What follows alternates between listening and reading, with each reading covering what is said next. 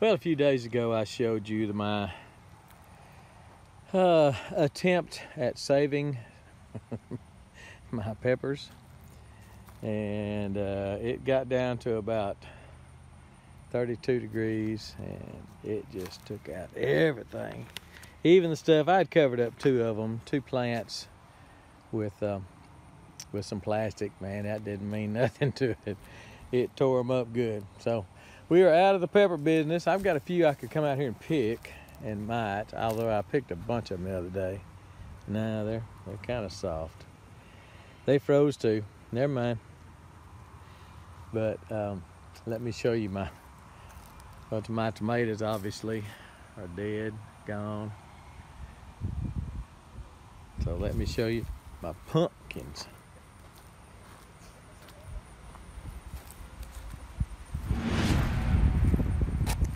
This is what a frost will do, because that was just solid green. You couldn't even hardly see the pumpkins.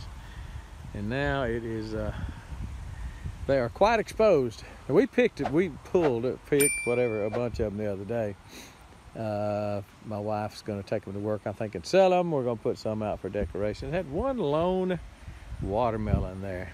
It had one vine that came up, volunteer from last year, actually, I think.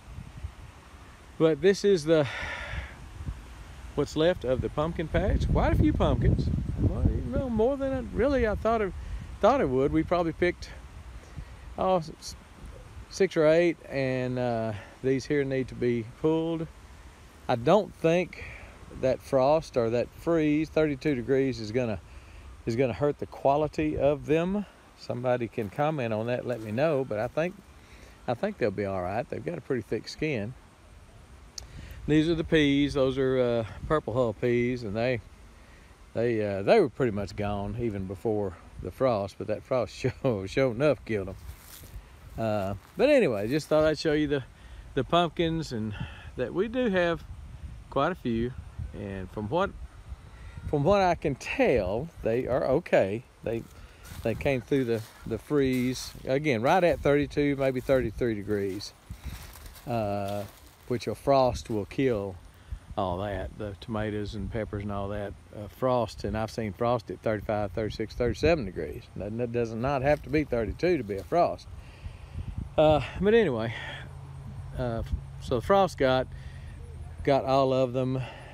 My thermometer at the house showed 33 degrees. So I don't know whether we actually got down to 32 or 33. But I do know it killed everything. It killed everything. And some of these are pretty decent. That's probably about 12 inches in diameter. Doesn't look like it, but it is. And got a few down there that are a little larger than that. Some of them that are kind of green. Those are kind of pretty. My wife took some of those for decoration because they're kind of green and orange streaked, you know, green with some orange streak. They were trying to ripen. So anyway, that's it. I don't know whether you can see over there my persimmon tree has got a lot of persimmons on it, and they've come through that freeze, and now they will be ripening real quick, I'm hoping. So I'll be picking a bunch of those and either probably making some persimmon bread, persimmon wine. We will eat some fresh. We may make some jam and jellies. Somebody tell me what else to do with 1,000 persimmons on that one tree. Okay, maybe not 1,000, but I bet there's close to 100 on that one little old 6-foot tall tree. So somebody else tell me what else to do with them. Persimmon bread, persimmon preserves, I guess, or jelly, persimmon wine, persimmon what? Tell me something. Leave a comment down below. Tell me about it. And I think everything else is dead. You don't need to look at all this dead stuff, but you do need to look at my website. If you hadn't checked out my website, look at it down there in that corner right there, and it will take you to click on that link, and it will take you to my little old website that I've been working pretty doggone hard on. Anyway, that is it. Everything's dead. We are in the winter now, and we're gone.